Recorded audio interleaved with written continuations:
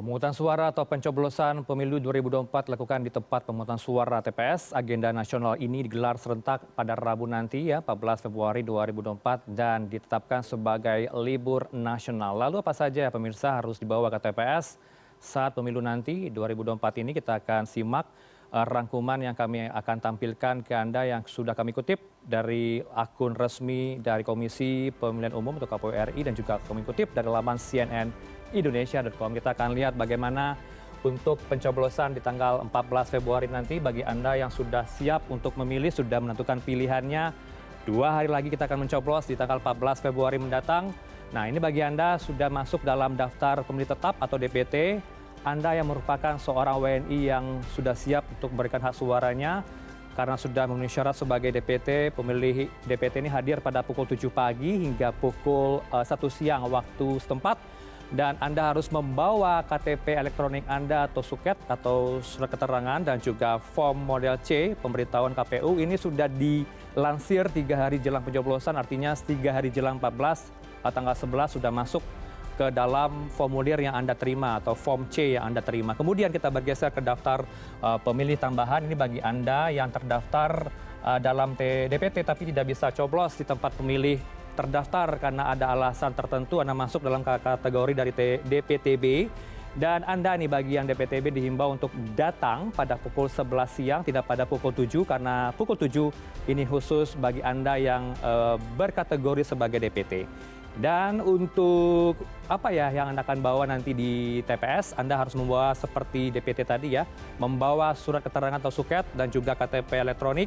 Kemudian Anda juga harus bawa model A, surat pindah memilih, ini harus Anda sertakan, Anda bawa nanti di TPS bagi Anda yang termasuk dalam daftar pemilih tambahan. Kemudian bagi Anda nih yang tidak masuk dalam DPT, tidak masuk juga dalam DPTB, Anda akan dimasukkan ke dalam DPK atau daftar pemilih khusus. Ini bagi Anda yang punya alasan khusus, Anda ini bisa mencoblos tapi Anda berstatus sebagai DPK karena Anda punya alasan khusus dan juga tidak bisa terdaftar sebagai DPT dan juga DPTB, tapi Anda bisa mencoblos karena Anda sudah memenuhi syarat dengan memilih sesuai alamat KTP elektronik Anda. Tentunya Anda harus membawa KTP elektronik nanti di pukul 12 siang hingga pukul 1 siang waktu setempat. Anda diperbolehkan untuk datang ke TPS hanya kira-kira dari pukul 12 sampai pukul 13 atau pukul 1 siang. 1 jam lamanya Anda diperbolehkan untuk mencoblos di TPS.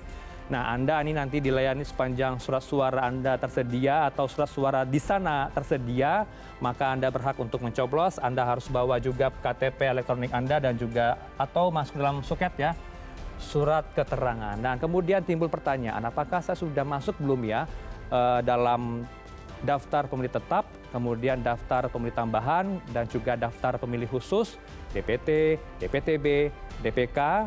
Anda bisa cek langsung di situs yang berikut ini. Saya harus sertakan di sini, di plasma ini, yaitu cek DPT online. Kemudian Anda harus sertakan juga .kpu.go.id. Ini Anda bisa cek di ponsel Anda apakah Anda sudah mendaftarkan formulir, yaitu baik mau form C kemudian model A. Ini bagi Anda yang DPTB, yang form C untuk DPT. Anda bisa dicek DPT online kpu.go.id. Ini saya harus koreksi kan harus pakai go.id. Nanti akan Anda masukkan NIK Anda di sini. NIK nomor KTP nanti akan muncul dari pelacakan. Anda harus menyertakan satu persatu nomor, tidak boleh copy paste. Copy paste dari misalkan dari handphone Anda copy paste ke dalam situs ini. Anda harus ketik satu-satu angka NIK Anda ke dalam cek DPT online kpu.go.id. Nanti akan muncul di layar Anda bahwa ada barcode yang akan disertakan, kemudian di mana TPS yang Anda lakukan nanti dan juga alamat TPS yang Anda akan coblos di sana. Kemudian ini berbeda ya dari tahun 2019.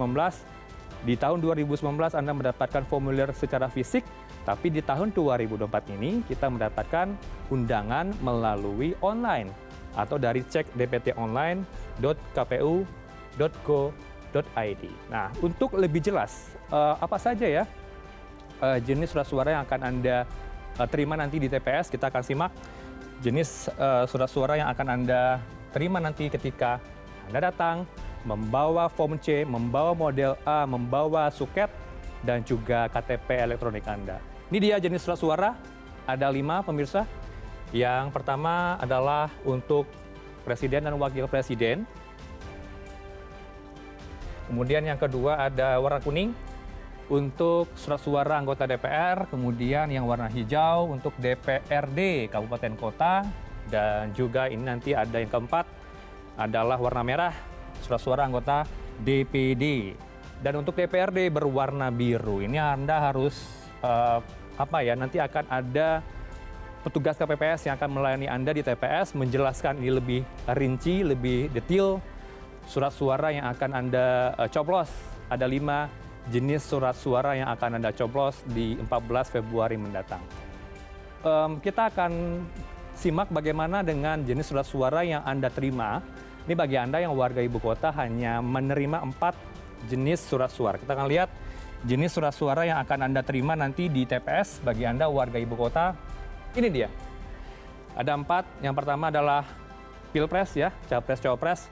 Kemudian DPR, DPD, dan DPRD Provinsi. Tentunya Anda tidak boleh sembarang mencoblos, karena jika sembarangan mencoblos, surat suara Anda tidak sah. Yang sah itu adalah jika Anda mencoblos untuk Pilpres, foto kandidat, atau Anda boleh juga mencoblos, nama paslon. Anda juga boleh mencoblos nomor urut dan logo partai pengusung. Anda boleh pilih salah satunya ya. Anda boleh coblos fotonya saja, apakah nama paslonnya saja, nomor urutnya saja, atau logo partai pengusung. Ini buat yang pertama ya, di Presiden dan juga Wakil Presiden. Kita akan bergeser di DPR. Untuk Anda warga ibu kota, Anda akan menerima surat suara kuning untuk memilih siapa caleg yang akan Anda pilih duduk di Senayan nanti ya, di 5 tahun ke depan. Anda harus coblos, tanda coblos logo parpol, nomor urut parpol, nama caleg beserta nomor urutnya. Nah, jika Anda bingung ya dengan begitu banyak nama-nama caleg yang tertera, Anda boleh juga mencoblos salah satunya, yaitu cukup mencoblos partainya saja. Itu diperbolehkan. Kita bergeser ke yang ketiga, Anda akan menerima surat suara warna merah, itu DPD ya. Anda mencoblos tanda coblos foto kandidat, nama kandidat, dan nomor urut dari kandidat. Ini akan diterima bagi Anda nantinya. Ada lambang partai, logo partai, nama kandidat, dan juga nomor urut. Kemudian kita bergeser ke DPRD Provinsi Jakarta nanti yang akan Anda pilih. Anda akan coblos nomor urut parpol, nama caleg, dan nomor urutnya. Jika Anda memilih lebih dari satu, ini juga pertanyaan ya di luar sana. Tidak boleh memilih untuk lebih dari satu kandidat atau dari satu paslon Pilpres. Anda harus mencoblos satu dari sekian banyak caleg, satu dari sekian banyak anggota DPRD dan juga DPD nanti. Jika saya singkat saja untuk menjelaskannya, ini adalah daftar nama-nama ya. Kita misalkan ada 2 partai yang berbeda. Anda juga tidak boleh mencoblos di antara 2 kandidat atau 2 partai ini.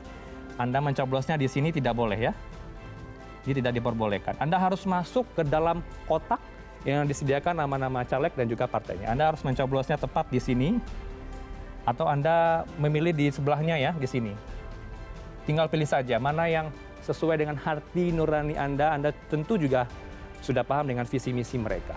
Itu tadi ya kita jelaskan ke Anda bagaimana alur ke TPS. Anda membawa KTP elektronik, membawa form C, membawa model A untuk bisa menggunakan hak suara Anda di 14 Februari 2024 mendatang.